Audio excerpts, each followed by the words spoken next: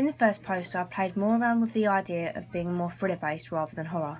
Although this poster meets both forms of codes and conventions of a thriller and a horror movie, this being due to the colours of the black, white and blue, which are all representations of danger and not being able to look after yourself and fear.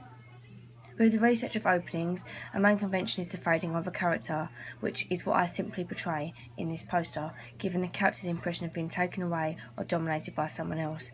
The age of the character being young and a boy impacts the feelings of the audience of feeling scared and feeling on edge that the character can't look after himself. I also used our team's logo to represent us and show the audience who the film will be made by. This is a key convention that we should follow in order to make an opening and a poster. I also changed the idea of the name being The Wake, which is obviously representation of the horror. It also gets the audience thinking of what the film could be about, but most likely about the child, as that is who is faced on the cover. The second poster I created was more in the form of a poster rather than a movie cover, this being based more on a horror rather than a thriller movie.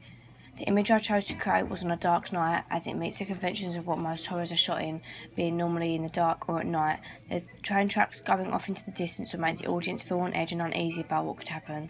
All the colours are either black or grey, as it doesn't give my audience any impression at all of it being any other genre apart from a thriller, meaning it's a successful creation of the codes and conventions within the thriller through research.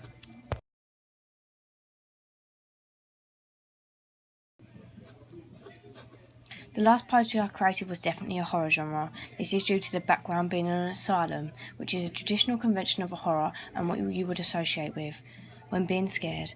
The hands play a big part in the poster with the representation of the title being Hide and Seek. This is because you can't see no faces but only hands. The title Hide and Seek shows there will be games, which is a traditional code which horror movies use in order to make the audience feel scared and on edge.